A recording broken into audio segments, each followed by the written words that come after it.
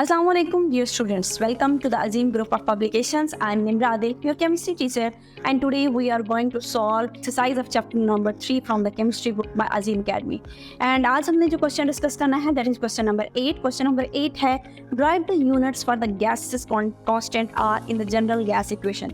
आपने R के constant यानी R जिसको जनरल गैस कांस्टेंट कहा जाता है यानी R की वैल्यूज कैलकुलेट करनी है, लेकिन स्पेसिफिक केसेस हैं कि कौन सा यूनिट वॉल्यूम का हो, कौन सा यूनिट प्रेशर का हो, तो उसके अंडर आपने R की वैल्यूज को कैलकुलेट करना है। तो सबसे पहला केस देख लेते हैं A, when the pressure is in atmospheric and the volume in cubic decimetre. हम लोगों ने जब ये R की वैल्यू कैलकुलेट की थी तो हमने वहाँ पे सबसे पहला जो पोर्शन ही सॉल्व किया था, वहाँ पे हमने डिस्कस किया था कि प्रेशर अगर 1 atm में हो और वॉल्यूम 22.414 क्यूबिक डेसीमीटर हो तो उसके अकॉर्डिंग हमने R की वैल्यूज चैप्टर के अंदर डिटेल में पढ़ ली है।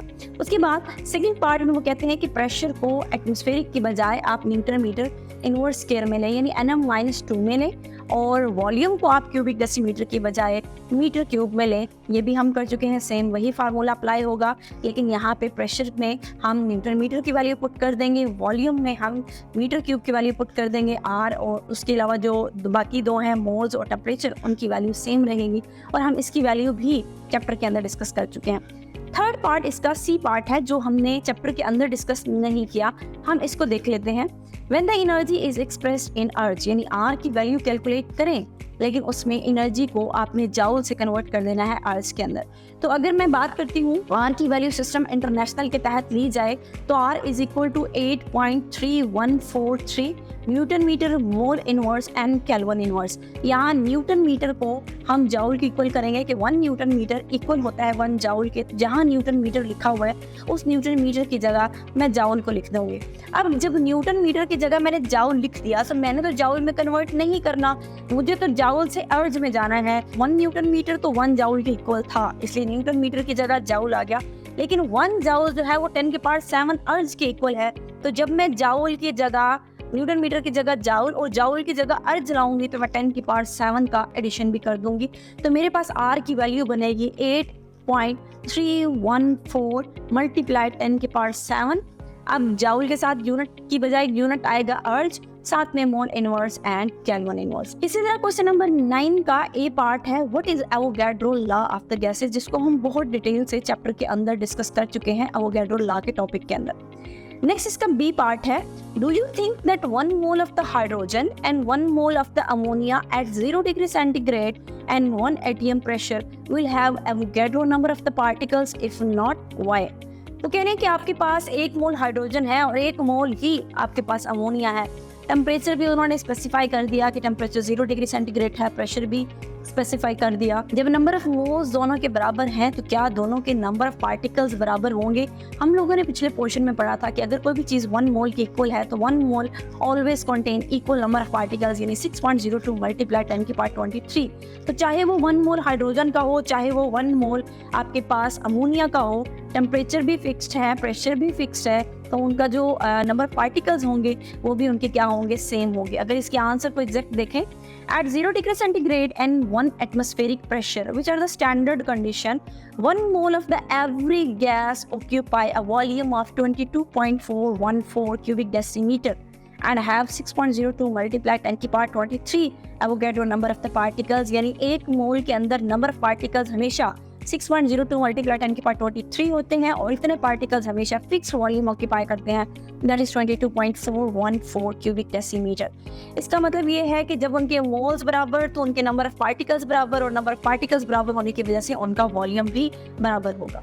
नेक्स्ट पार्ट है जी justify that 1 cubic centimeter of the hydrogen and 1 cubic centimeter of the methane at standard temperature pressure will have same number of the molecules when 1 molecule of the methane is 8 times heavier than that of the hydrogen।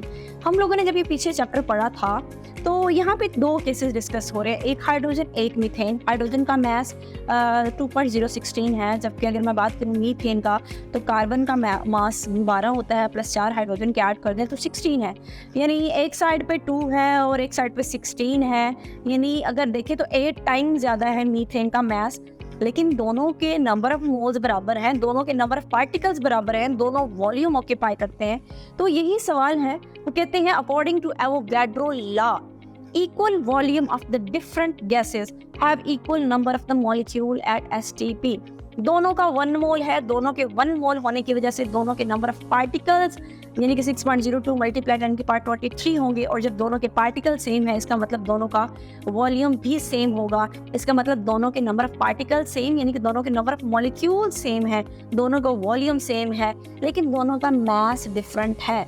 वहीं पे हमने ये भी पढ़ी थी बात कि molar volume यानी 22.414 क्यूबिक डेसीमीटर यानी वॉल्यूम जो है वो उनके साइजेस के ऊपर डिपेंड नहीं करता।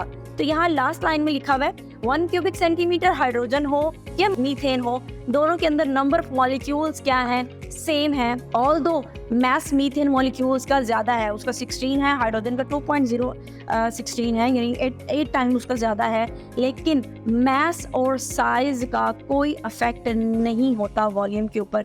उसका मास डिफरेंट, साइज चाहे छोटा है ये बड़ा है, इससे उसका कोई कंसर्न नहीं है। अगर उसके 1 मोल है तो इसका मतलब उसके अंदर नंबर ऑफ पार्टिकल्स भी 6.02 मल्टीप्लाई 10 की पावर 23 है, और अगर पार्टिकल 6.02 मल्टीप्लाई 10 की पावर 23 है तो वॉल्यूम भी 22.414 क्यूबिक डेसीमीटर होगा। उसके बाद नेक्स्ट क्वेश्चन की तरफ आते हैं। एक्सरसाइज क्वेश्चन नंबर 10 है, Dalton law of the partial pressure is only obeyed by those gases which don't have attractive forces among their molecule. Explain it. यानी ए पार्ट में वही कहता है कि डाल्टन लॉ सिर्फ तब अप्लाई होता है जब आपने गैसेस को एक चैम्बर में मिक्स किया तो उनके दरमियान अट्रैक्टिव फोर्सेस ना हो। इसकी वजह ये है कि अगर आपने एक चैम्बर लिया था तो उसमें 3 गैसेस फॉर एग्जांपल आपने ऐड कर दी, अगर उनकी आपस में फोर्स ऑफ अट्रैक्शन स्ट्रॉन्ग हो जाएगी तो जितना प्रेशर उन्होंने कंटेनर की वॉल पे लगाना है वो उतना नहीं लगाएंगे, कम लगाएंगे, यानी ओवरऑल प्रेशर क्या हो जाएगा, कम। तो हम यहाँ पे कहते हैं कि जो गैसेस आपने कंटेनर में मिक्स की हैं, ये डाली हैं, इस बात का खास ख्याल रखें कि वो उनकी आपस में कोई अट्रैक्टिव फोर्स ना मौजूद हो। अगर मैं इसके आंसर की तरफ आऊँ, in order to obey the Dalton law it is necessary that the gas molecules behave individually with in the mixture of the gas.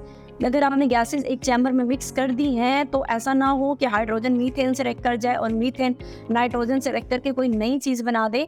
Hydrogen individually behave करे और अपना प्रेशर लगाए, मीथेन इंडिविजुअली बिहेव करे अपना pressure लगाए, और अगर nitrogen या ऑक्सीजन मौजूद है तो वो अपना अपना प्रेशर लगाएं, यानी इंडिविजुअली अपना अपना प्रेशर लगाएं। So they exert their individual partial pressure. तो अब वो हाइड्रोजन अपना लगाएगी, नाइट्रोजन अपना लगाएगी, मीथेन अपना लगाएगी, तो जो वो अपना प्रेशर लगाएंगे उस प्रेशर को हम इंडिविजुअल पार्शियल प्रेशर कहते हैं। लेकिन अगर यही गैसेस आपस में रिएक्ट कर जाएंगी, यानी हाइड्रोजन नाइट्रोजन से मिल जाती है या हाइड्रोजन मीथेन से रिएक्ट कर जाए किसी वजह से, तो जब वो आपस में रिएक्ट करेंगी तो फिर तो उनके दरमियान फोर्स ऑफ अट्रैक्शन डेवलप हो जाएगी, और जब फोर्स ऑफ अट्रैक्शन डेवलप होगी तो जितने प्रेशर से उन्होंने वॉल के साथ स्ट्राइक करना था अब वो नहीं कर पाएंगे, क्योंकि पीछे से गैस के मॉलिक्यूल्स फोर्स ऑफ अट्रैक्शन की वजह से बैकवर्ड उसको पुल करेंगे। जैसे हम लोगों ने वॉन डेर वाल्स में पढ़ा था कि अगर एक इंटीरियर में मॉलिक्यूल है तो उस टाइम इक्वली वो अट्रैक्ट हो रहा होता है, लेकिन जब वो वॉल के साथ स्ट्राइक करने लगता है तो नेबर में मॉलिक्यूल उसको बैकवर्ड डायरेक्शन में पुल करते हैं। तो यही बात है कि अगर तो फोर्स ऑफ अट्रैक्शन उनके दरमियान नहीं है तो वो मैक्सिमम प्रेशर जाके एक्सर्ट करेंगे वॉल के ऊपर, लेकिन अगर पीछे से फोर्स ऑफ अट्रैक्शन है तो फिर वो उतना प्रेशर एक्सर्ट नहीं कर पाएंगे वॉल पे जितना उनको करना चाहिए। तो इसलिए हम कहते हैं कि डाल्टन लॉ को अगर ओबे करना है तो गैस के मॉलिक्यूल्स को इंडिविजुअली बिहेव करना पड़ेगा और उनके दरमियान फोर्स ऑफ अट्रैक्शन भी मिनिमाइज होनी चाहिए। नेक्स्ट बी पार्ट की तरफ आते हैं। Drive an equation two find out the partial pressure of the gas knowing the individual moles of the component gases and the total pressure of the mixture। यानी जिसको हमने Dalton law में ये भी पढ़ा था कि इंडिविजुअल पार्शियल प्रेशर अगर कैलकुलेट करना हो, जहां हमने कहा था कि ए के प्रेशर को टोटल प्रेशर से डिवाइड कर दें, बी के प्रेशर को टोटल प्रेशर से डिवाइड कर दें, जहां हमने मोल फ्रैक्शंस की टर्म्स वगैरह भी पढ़ी थी, ये वाला पोर्शन इस क्वेश्चन में वो डिमांड कर रहे हैं। नेक्स्ट क्वेश्चन सी पार्ट है, explain the process of respiration obeys the Dalton law of the partial pressure. अगर मैं बात करती हूँ रेस्पिरेशन की, तो अगर हम ऑक्सीजन के पार्शियल प्रेशर की बात करें तो एटमॉस्फेयर में या एनवायरनमेंट में या एयर में उसका प्रेशर होता है 159 टॉर, लेकिन लंग्स के अंदर उसका प्रेशर होता है 116 टॉर। लंग्स में उसका प्रेशर कम है जबकि एनवायरनमेंट में उसका प्रेशर ज्यादा है, तो ज्यादा प्रेशर से लो प्रेशर की तरफ ऑक्सीजन मूव करती है। जब ऑक्सीजन हाई प्रेशर से यानी 159 से लो यानी 116 की तरफ मूव कर रही है, इसका मतलब फ्रॉम द एनवायरनमेंट या एयर से वो आपके लंग्स के अंदर पेनिट्रेट कर रही है। उसी वक्त कार्बन डाइऑक्साइड का प्रेशर आपके लंग्स में ज़्यादा है, बाहर कम है, तो कार्बन डाइऑक्साइड बाहर निकलेगी जबकि ऑक्सीजन अंदर की तरफ आएगी। ऑक्सीजन अंदर क्यों आई? क्योंकि बाहर प्रेशर ज़्यादा था, अंदर कम था।